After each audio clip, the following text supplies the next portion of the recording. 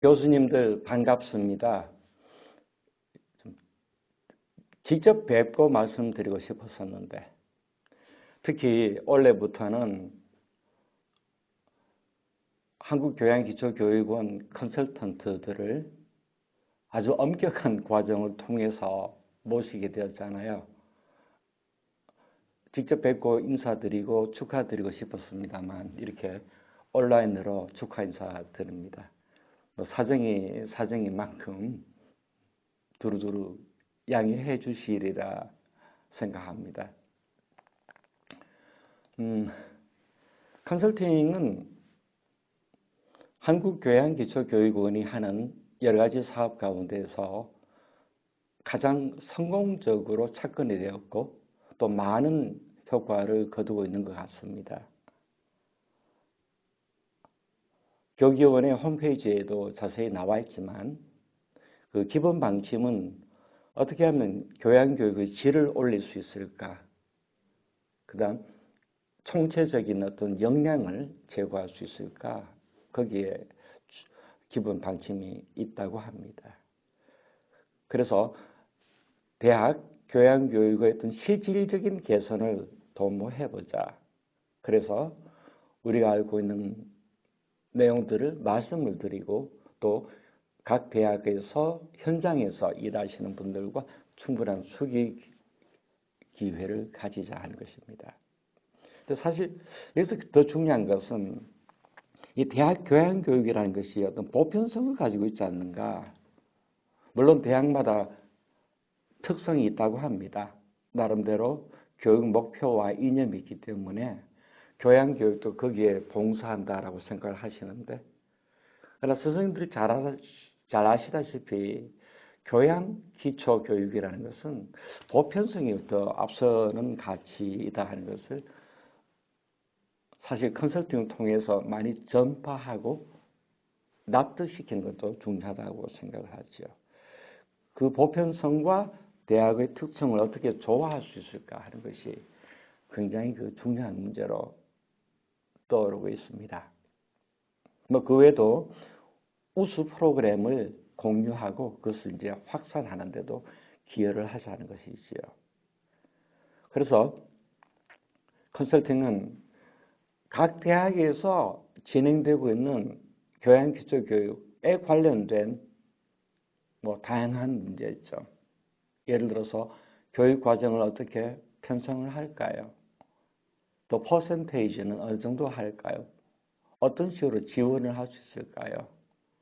가령 우리 학교에는 교양교육 범주에 들 수 있는 기초학문 교수들이 부족한데 이걸 어떻게 해결할까요? 다양한 문제점들이 나올 수 있습니다. 그 좀 체계적이고 구체적으로 진단을 하고 나름대로 처방을 드리는 것 이것이 목적이지요. 그렇게 해서 이제 교양 기초교육이 내실을 기하게 되고 그것이 이제 우리나라 전체 교육 경쟁력을 강화한다 하는 것이 이 컨설팅의 목적이라고 말할 수 있겠습니다. 주안점은 앞에 것은 이제 홈페이지에 나와 있는 이야기이고요. 컨설팅을 다니면서 느꼈던 경험으로서는 어디에다가 주안점을 두어야 할 것인가 이게 문제가 됩니다. 첫째는 이것이 평가가 아니라 컨설팅이다. 그래서 저는 평가와 컨설팅의 차이를 크게 모르겠습니다만 평가라는 것은 어떤 보상 낼 수 있는 지원 이런 것들을 위한 것이겠죠. 그걸 목표로 하고 점수화하는 것이고 또는 서열화하는 것이 목표라면 컨설팅은 이름 그대로 우리가 현장 대학의 교원이 되었다라고 생각을 하고 자, 이 대학의 교양교육 전반적인 품질을 어떻게 올릴 것인가 하는 것을 머리를 맞대는 것이 아닌가. 이게 이제 컨설팅이라고 저는 생각합니다. 따라서 컨설턴트가 항용 갑의 입장에 설 수가 없다라는 것이죠. 우리도 평가를 받아보면 괜히 받는 입장에서는 을의 입장인 것처럼 소극적이 될 수밖에 없고 뭔가 좀 주눅이 든다 그런 걸 좀 느끼지 않습니까? 마찬가지로 컨설팅도 만에 하나 그런 평가위원들이 가지는 어떤 위치에 서 있다라고 생각을 하시진 않겠지만 받아들이는 쪽에서 그런 식으로 받아들이는 경우가 있을 수 있다는 겁니다.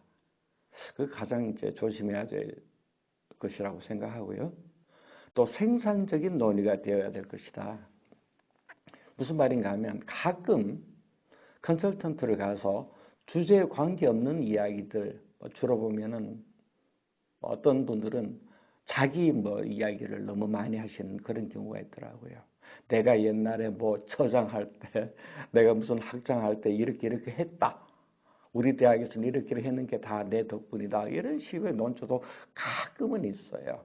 그런 거는 바람직하지 않겠다. 어디까지나 컨설턴트를 수용한 그 대학의 입장에서 짧은 시간 내에 구체적인 어떤 결론이, 처방이 나오도록 노력을 하자 하는 것이지요. 그걸 통해서 우리는 앞으로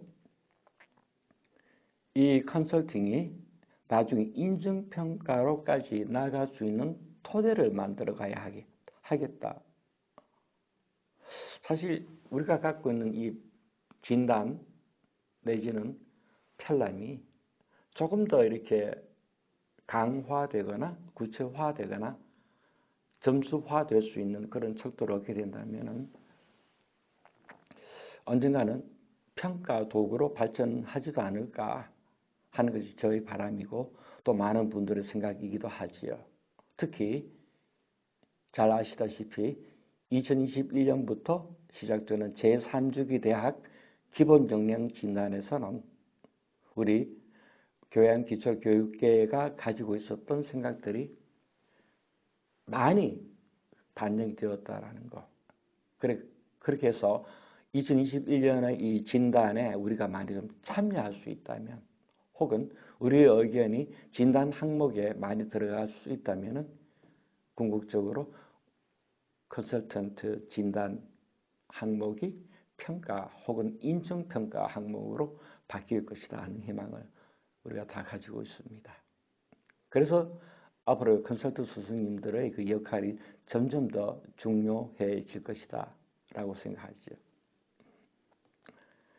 절차는 다들 아시다시피 홈페이지인들 그대로 보면요. 일단 사업이 공고되면 신청을 받고 그 다음에 서면 진단이 이제 우리가 컨설턴트들이 하는 거죠. 상당히 지난한 작업을 통해서 보시다가 또 필요한 게 있으면은 교견 통해서 보충 자료 좀 보내주십시오라고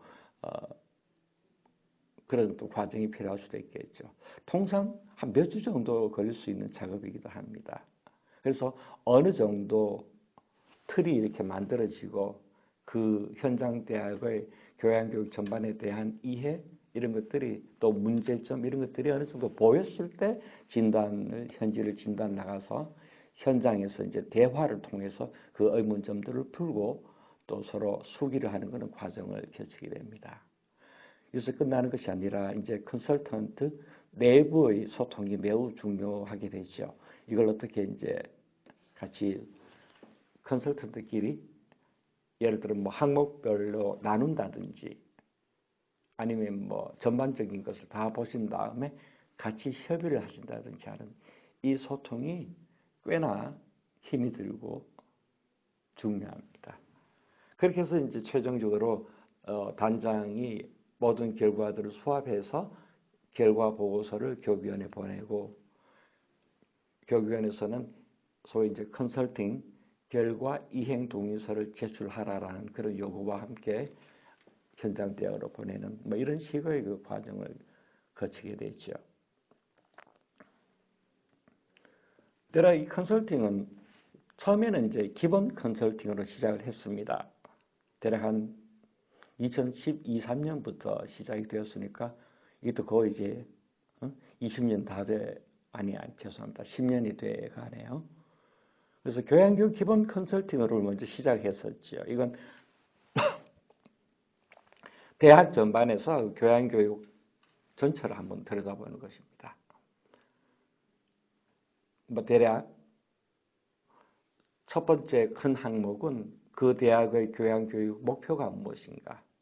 두 번째는 교육 과정이 어떤가. 세 번째가 이제 소위 말하는 지원제도, 교수학습 이런 것들입니다. 그 다음에 여러 가지 이제 하드웨어적인 측면들 이런 것들을 보게 되죠. 근데 이것은 교회 컨설팅 진단 항목 편람이라는 것이 있어서 컨설팅 가시기 전에 충분히 숙지할 수 있도록 각 컨설턴트들에게 전달이 됩니다. 꽤 이제 많은 항목을 갖고 있는데요. 그 큰 항목, 중간 항목, 작은 항목, 거기다가 진단할 때 특히 유의해야 될 점 이런 것들이 상세하게 메모가 나와 있습니다. 이것은 이제 매년 기획위원회에서 올해 한 해 컨설팅이 어땠었나 하는 것을 돌아보면서 계속해서 이 편람을 갱신하고 있습니다. 충분히 논의를 거쳐서 이런 부분을 보충하자, 또는 이런 항목은 어떤 항목하고 중복이 되니까 통합하자, 이런 식의 논의가 아주 진한하게 이어지고 그 결과는 이제 그 해 컨설턴트들에게 전달이 되겠습니다. 두 번째는 교양교육 심화 컨설팅인데요. 이건 대학의 요구에 맞추는 맞춤형 컨설턴트입니다. 예를 들어서 또 지금까지는 주로 그 맞춤형이 어디에 주로 집중되었는가 하면 교양교육 과정을 개편하겠다 혹은 새로운 교과목을 만들겠다.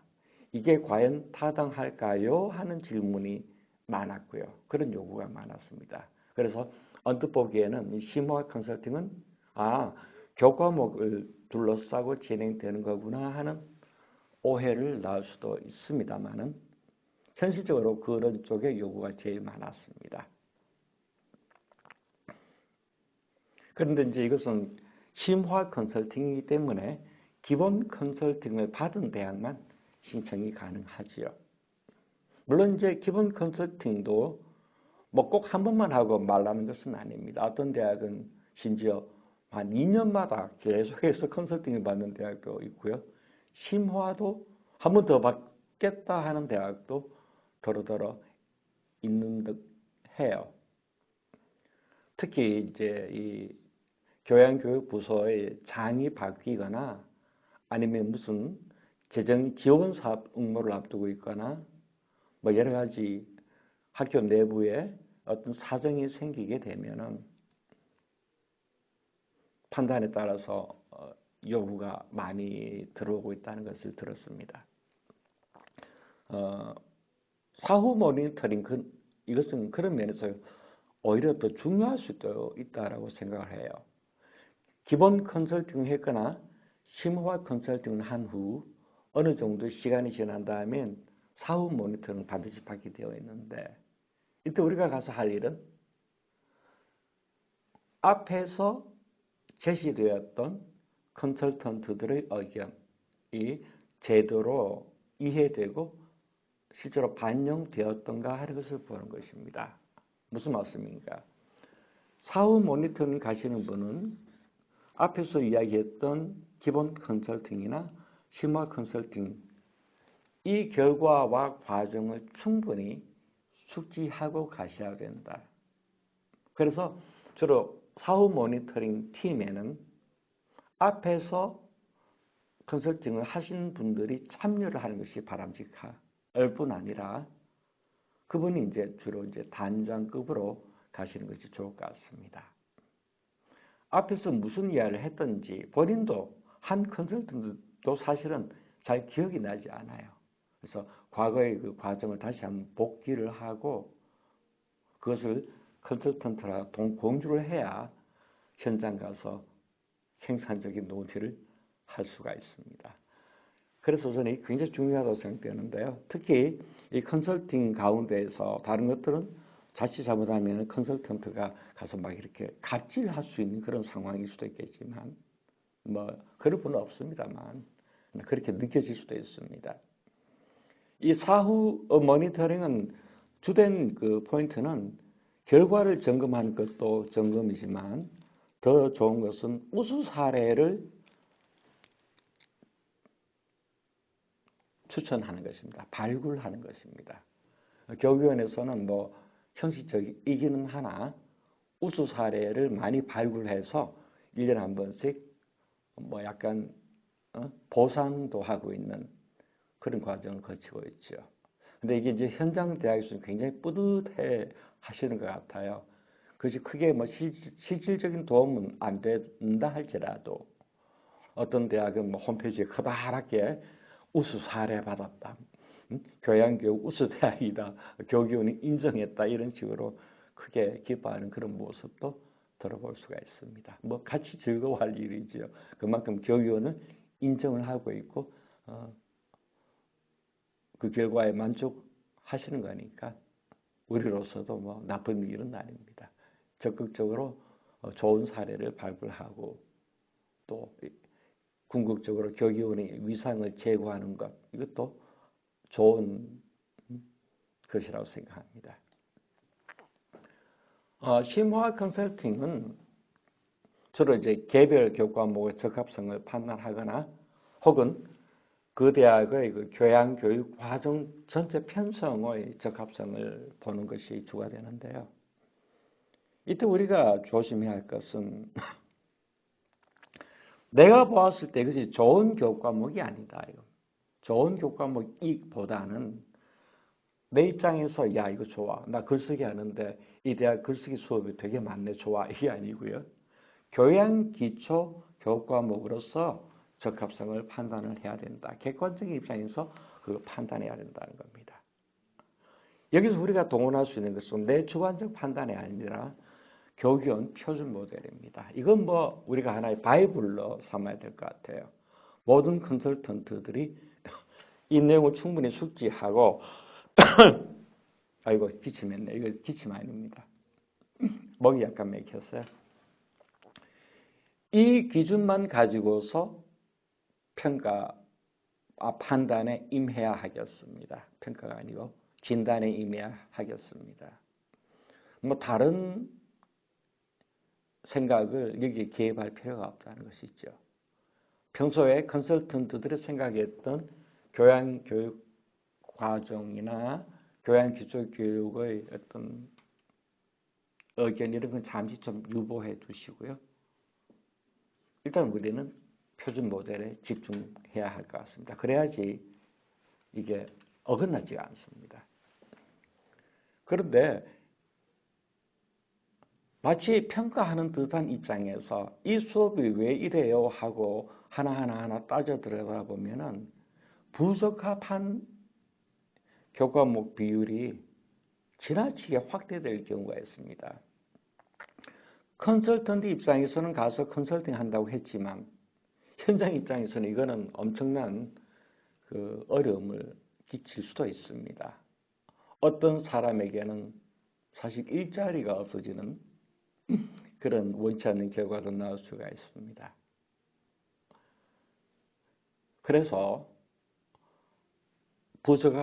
이건 도저히 안 되겠습니다. 이건 부적합합니다라고 특정 교과목을 거론할 경우 혹은 이건 개선해야 되겠다라고 의견을 제시하실 경우에는 그 이유를 짧게라도 명시할 필요가 있다. 그리고 그 이유는 납득이 돼야 되는데 그 이유 또한 학술성이 있는가 없는가 그 다음에 교양기초교육의 보편성으로서 이 교과목이 갖고 있는 것이 그 보편성이 있는 교과목인가 여기서 더 붙여서 말씀드리면 이 기초교육 과정 혹은 교과목은 나중에 전공 교과목과 연계될 수 있을까 혹은 더 쉽게 말해서 한 학생이 이 수업을 통해서 자기의 전공 분야를 선택할 수 있고 더욱더 나아가서 미래를 만들어 가는데 내가 그 학생이 공부한 이 수업이 어떤 가능성이나 또는 아이디어를 제공해 줄 수 있을 정도로 작동하고 있는가. 제가 늘 드는 예입니다만 홍콩 과기대에서 생물학계로는 전공으로서가 아니라 교양 교과목으로서 생물학계론이 있다. 그 수업을 이수한 학생들이 나중에 항만 전문가, 항만 설계 전문가 또 뭐예요? 해양 생물학자가 나왔다. 빅토리아만에 가서 그 현장을 보면서 그런 식으로 미래를 개척하게 되었다. 그러니까 그 학생들에게는 그 수업 하나가 뭐 속된 말로 인생 수업이 된 겁니다.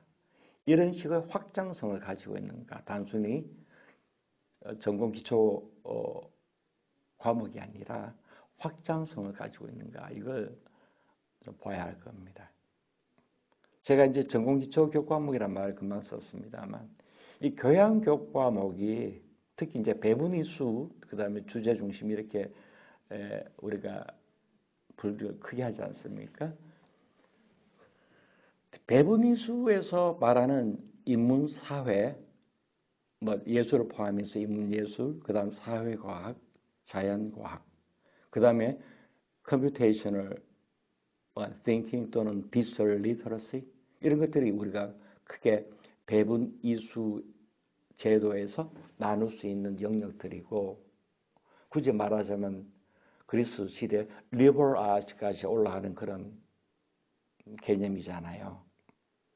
이 말은 각 대학의 교양 기초교육 과정에는 기초학문을 전공하시는 분들이 참여할 가능성이 크다라는 것이죠. 물론 뭐 응용학문도 얼마든지 들어오실 수 있습니다. 그런데 대부분의 경우 기초학문을 하시는 분들이 제시하는 교양교육 과목이 전공 기초라고 생각하실 수가 있다는 겁니다. 또 그게 틀리지도 않았다는 겁니다. 사실은. 적어도 기초학문의 경우에는 전공의 인트로덕션이 교양으로 들어올 수도 있습니다. 다만 우리가 보아야 할 것은 이것이 뭐 솔직히 다 잘 아시다시피 지금 뭐 경향 불문하고 기초학문 편제가 와해되고 있습니다. 무너지고 있다. 뭐 학과도 없어지고 통합되고 이름을 이상한 걸로 바꾸어서 뭐 재정 지원 사업에 응모하기 위해서 아주 뭐 이상한 이름으로 바꾸고 내실은 없는 그런 경우도 많지 않습니까? 문제는 그때 쓰던 과거 학과 때 쓰던 소수의 전공 학생들을 위해서 만들었던 기초 교과목과 이것이 보편성을 갖고 있는 교양 기초 교과목으로서 내용은 달라져야 한다는 것이죠. 아까 제가 말씀드린 것처럼 같은 생물학 개론이라 할지라도 자 생물학 이런 분야가 있어 자 니들 앞으로 이렇게 배울 거야 미리 맛보기 하자라는 그런 식의 교과목이 있다면 이건 전공 기초로 봐야 합니다. 같은 생물학 기초라 할지라도 그것이 보편적인 뭐 생명의 역사라든지 환경의 문제라든지 특히 최근 같은 이런 뭐 팬데믹 거기서 인류가 어렵게 봉착된 이런 문제들에 대한 이해 뭐 이런 것들을 이야기하고 거기에 대한 대안 혹은 뭐 그 역사 이런 것들을 이야기한다면 그것은 교양 학문, 교양 교육의 범주에 드는 좋은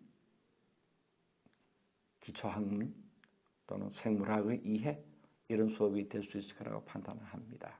근데 이거 굉장히 어려워요. 케이스 바이 케이스로 잘 들여다보고 컨설턴트들과 잘 수기를 하셔야 이것이 학술성을 갖고 있다 없다, 보편성이 있다 없다 이런 것을 판단할 수 있습니다. 뭐 학술성이 떨어지는 교과목을 찾아내는 것은 이제 우리가 그렇게 어렵지 않습니다. 이게 대학의 수업으로서 과연 존재해야 되는가? 아니면 뭐 저기 문화센터나 뭐 이런 데서 혹은 인터넷에 그냥 그대로 공짜로 올라갈 수 있는 그런 품질의 수업인가 하는 것은 우리도 이제 판단할 수 있지 않습니까?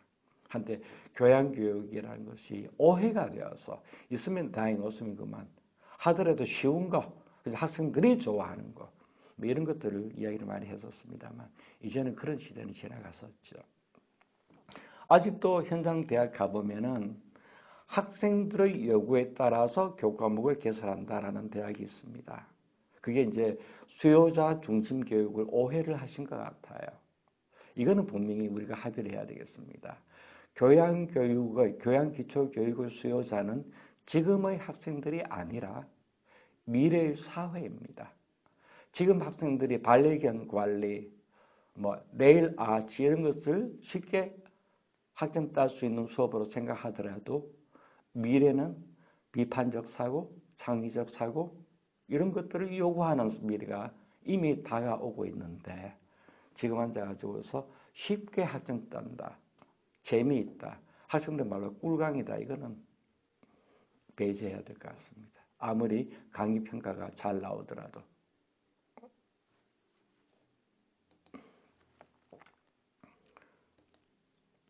지난한 과정을 겪게 됩니다. 어느 쪽이든 간에 기본이든 심화이든 사후이든 우선 개별 교과목을 볼 수 있도록 수업 계획서 실러버스를 접수해야 되고요.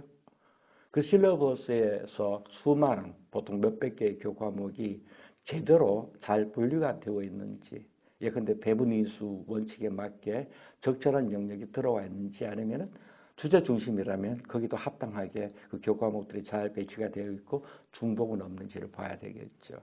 그 다음에 개별 교과목을 판정할 수 있는 필드를 만들어야 됩니다. 엑셀 파일을 이용해서 교과목명, 개설 학기, 번호, 그 다음에 등등 여러 가지 있겠죠. 예컨대 보편성,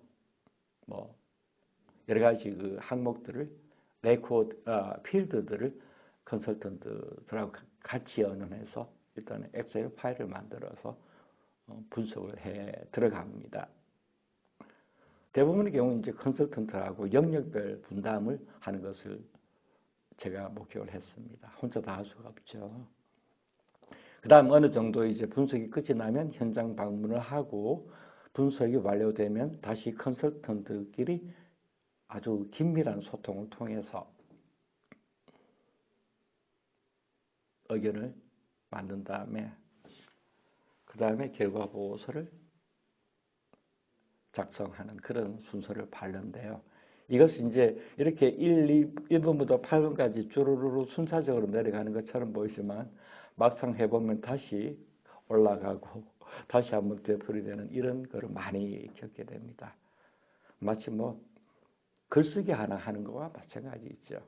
순차적이지만 다시 되돌아가는 그런 과정이 의외로 지난하게 되풀이될 수가 있다. 하나의 사례입니다. 엑셀 파일로 만들어 본 필드의 사례인데요. 이수 구분, 대영역, 소영역, 그 다음에 개설학기 학점, 그러고 나서 이제 적합성을 컨설턴트들과 조율한 결과를 적고 그 다음에 간단하게 의견을 적습니다. 저는 그 의견도 우리가 갖고 있는 기준, 학술성, 보편성 이런 걸 이야기하면은 그나마 납득이 된다는 것이죠. 그 다음에 어떤 교과목을 어느 단과대만 국한해서 하겠다 이런 식의 경우도 가끔 있는데 이거는 그 대학 교양교육 과정의 보편성이 어긋난다고 보는 것이고요. 특히 특정 단과대학이나 외국인 이런 것들을 대상으로 한다라는 것은 잘 들여다봐야 합니다. 어쩌다 보니까 좋지 않은 예만 많이 이렇게 보이게 됐습니다. 근데 가끔 가다 보면 이제 유사 과목도 있어요. 제목은 다르게 되어 있지만 사실은 내용상 크게 다르지 않은 것은 다른 영역에 가 있을 수도 있단 말이죠. 이런 것들을 잘 찾아내서 통합을 권고하는 것도 우리가 할 일입니다.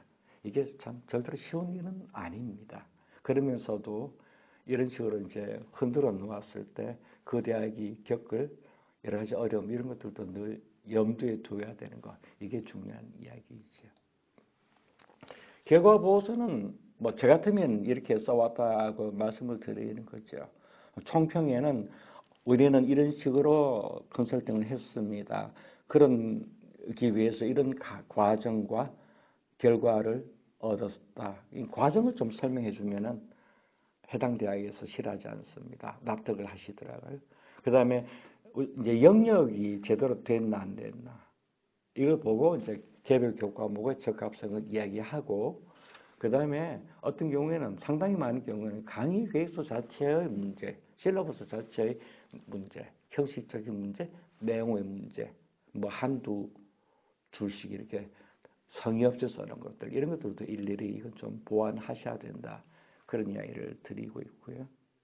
그리고 이제 마지막에서는 이런저런 문제점들이 보이는데 그 문제점의 궁극적인 이유는 무엇일까 한번 생각해 보았더니 뭐 총장님부터 시작해서 그 현장 교수님들이 아직 뭐 교양기초교육이 어떤 건지 잘 모르십니다. 이런 예를 들자면 이런 식의 어떤 문제 같은 것도 지적하고 이런저런 제언을 드리는 것이죠. 이런저런 방법으로 인식을 좀 제고하시면 어떻겠습니까? 뭐 심포지움을 하시든 아니면은 뭐 안에서 내부 스터디를 하시든 이렇게 좀 바뀌면 어떻겠습니까? 하는 제언도 마지막에 드리게 됩니다. 적합성은 대략 적합합니다. 이건 개선해야 되겠습니다. 폐지가 아니라 유보 좀 해두고 나중에 좀 고민을 하십시오. 이런 식의 단계로 판단을 하게 됩니다. 문제는 이 근거를 납득할 수 있는 근거를 짤막하게나마 제시하는 것이 매우 중요하다. 그럼 저 같은 경우는 이제 영역별로 시각화를 합니다. 오른쪽에 보이다시피 이렇게 좀 막 그래프 보여주면 야 우리가 이래 이런 식으로 긴장하는 그런 효과도 있긴 있더라고요. 그 다음에 이제 영역별로 예컨대 지금 이 대학은 배분이 수원칙에 따라서 이렇게 나누어 놨는데 예컨대 큰 영역의 어느 하위 영역과 예컨대 뭐 일반 선택 이런 데서 어느 영역이 주목됩니다. 주로 이런 게 많습니다. 왜냐하면은 아까 제가 말씀드린 것처럼 특히 이제 지방 쪽에서는요. 지방뿐 아닙니다. 서울 또 서울 주위도 마찬가지인데요. 기초학문이 막 와해되니까 그 전공 교과목들이 크게 걸러냄이 없이 교육 과정으로 들어오면서 기존의 교과목들과 상충되거나 또는 같은 내용들이 여기저기 흩어져 있거나 이런 것들이 굉장히 많이 보입니다.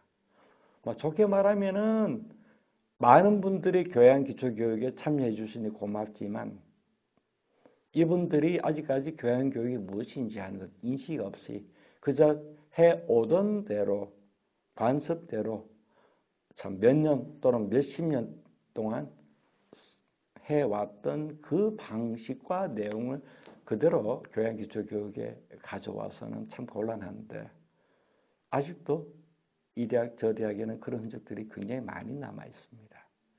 근데 대부분 연세가 드신 분들이고 경력이 있으신 분들이라 쉽게 바뀌지 않습니다. 이걸 잘 좀 어떻게 설득을 해서 바뀔 수 있도록 하는 것. 이게 이제 오롯이 우리 몫이라고 생각합니다. 시간이 오래됐습니다.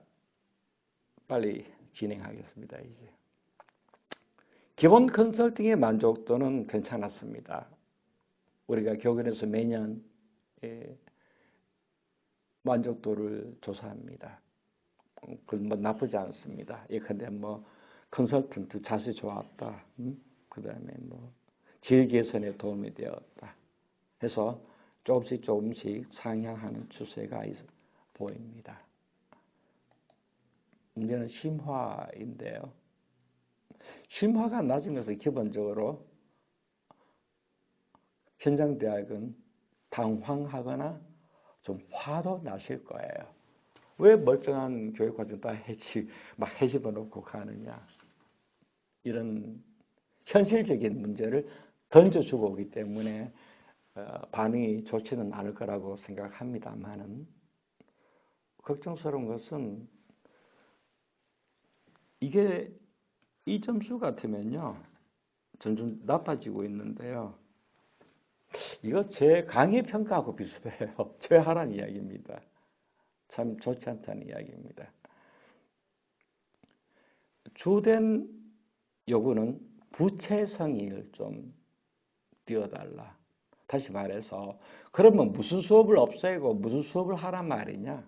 구체적으로 사례를 좀 들어달라. 이게 가장 큰 요구인 것 같아요. 이게 이제 점잖게 말하면 적절한 정보, 자료를 제공을 안 했다라고 이야기하는 겁니다. 사실 어렵죠. 그건 자기네들이 해야 되는데. 그런데도 불구하고 구체적인 사례를 제시해달라.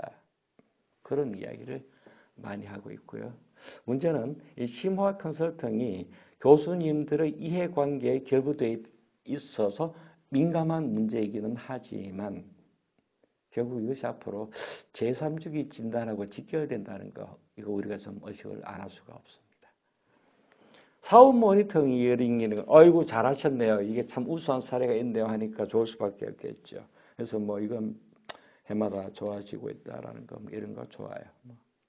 이때 또 적절한 정보를 제공했다라고 이야기하십니다. 적절한 정보가 뭐겠어요? 아유 잘하십니다. 그게 적절한 정보다라고 생각하는 것이죠.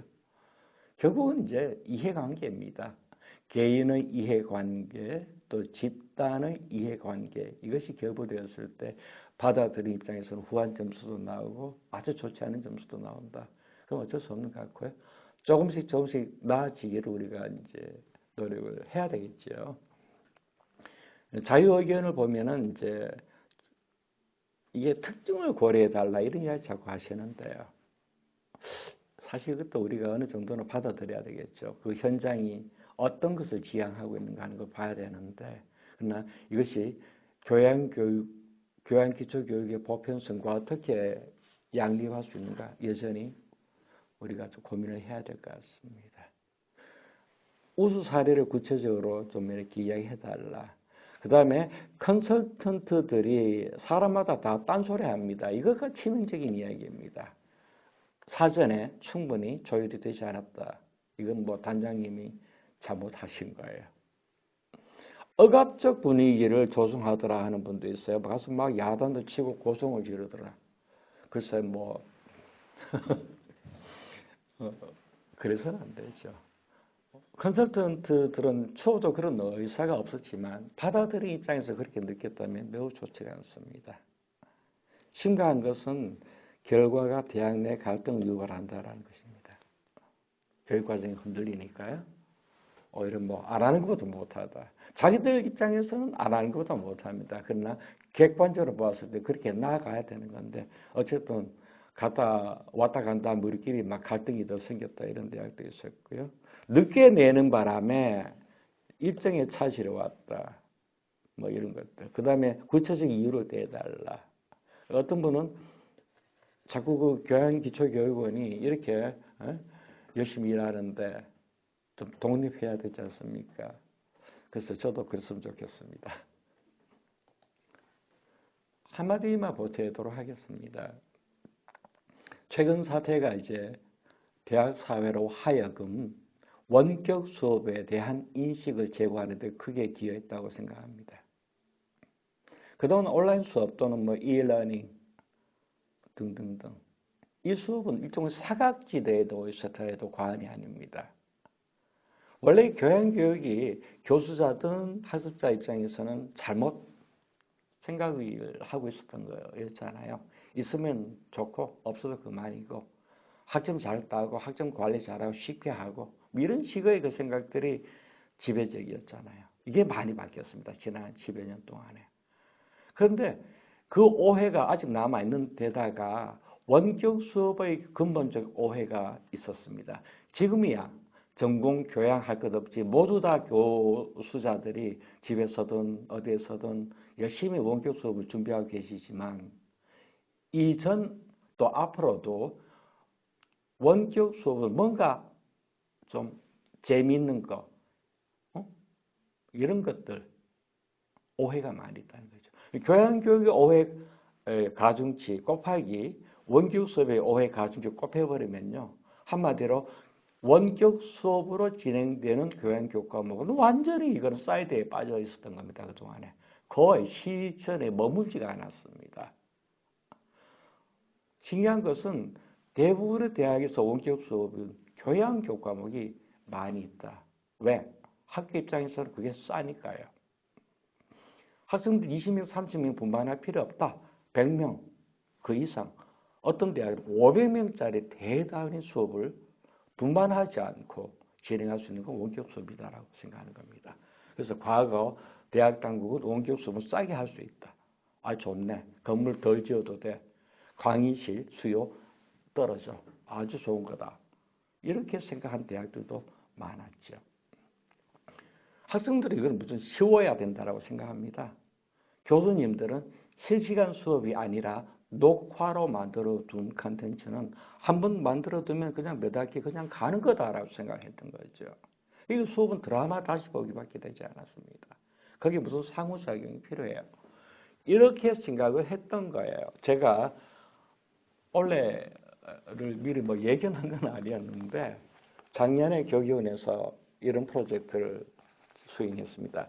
기초교양교육 온라인 컨텐츠 개발 연구, 자료 이것은 이제 교육위원회에서 제공을 합니다. 풀 텍스트를 보실 수 있는데요. 마치 제가 올해를 예견하고 작년 한 것처럼 결과가 그렇게 됐습니다만, 이 조사를 진행하면서 교수자, 학습자들이 원격 수업을 어떻게 생각하는가 하는 것을 실증적으로 조사를 해봤는데 참 문제가 많은 수준이었습니다. 앞으로 이 사태가 이제 끝이 나고 대부분의 이제 수업이 오프라인 돌아가겠죠. 여전히 교양인 원격 수업이 남아있을 겁니다. 재미있는 것은 각 대학들이 컨소시엄을 많이 맺었습니다. 뭐 이런저런 지역별 또는 예컨대 어떤 경우에는 뭐 종단 이런 식으로 해서 컨소시엄 맺고 있는데요. 컨소시엄을 맺고 자기네들이 갖고 있는 컨텐츠를 서로 내놓고 교류를 하지 않습니까? 근데 재미있는 것은 그 대학의 교무처나 원격 수업 부서에서는 가장 강의 평가가 좋은 것을 주로 내놓는 것 같아요. 강의 평가가 좋은 것이 컨텐츠가 좋다는 것은 아니죠.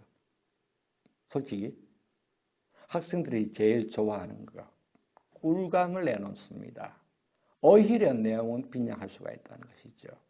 제가 몇 군데 대학을 다니면서 일부러 컨소시엄에서 교류되고 있는 원격 수업을 좀 봅시다 했더니요. 대략 그러합니다.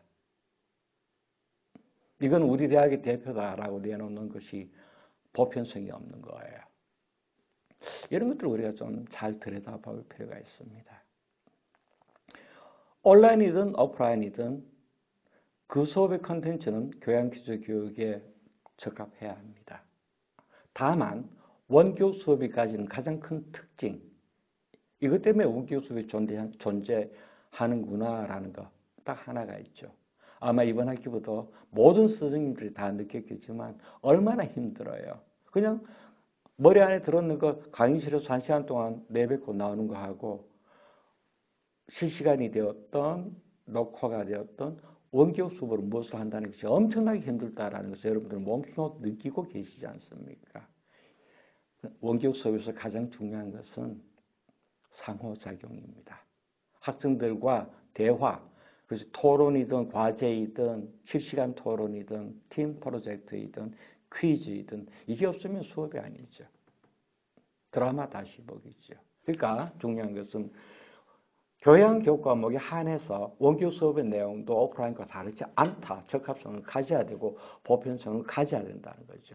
거기다 플러스 알파로 교수 방법에서 제일 중요한 것은 최대한 상호작용을 해야 된다. 이거 좀 들여다봐야 할 겁니다. 우리 할 일이 더 많아졌고 이 원격 수업에 관련된 항목은 2020년부터 평가 편람 어딘가에 언급이 되었기도 할 겁니다. 그러나 이것이 굉장히 앞으로 우리가 같이 연구해서 좀 더 세련된 그런 방법을 찾아내야 될 거라고 생각합니다. 국장님 30분 동안 하라 했는데 너무 이야기가 늘어났습니다. 뭐 양해해 주시고, 원래 제가 오프라인에서 이야기하는 시간 40분을 받았는데요. 뭐 원격 수업도 똑같이 가도록 하지요. 집중력이 떨어질 수 있어서 짧게 해야 되는데 원래 문돌이들이 이야기를 시작하면 말이 많습니다. 그동안 제 말씀 들어줘서 감사하고요. 네, 어서 빨리 이 사태 끝이 나서 다들 직접 만나 뵙기를 바람하지 않습니다. 감사합니다.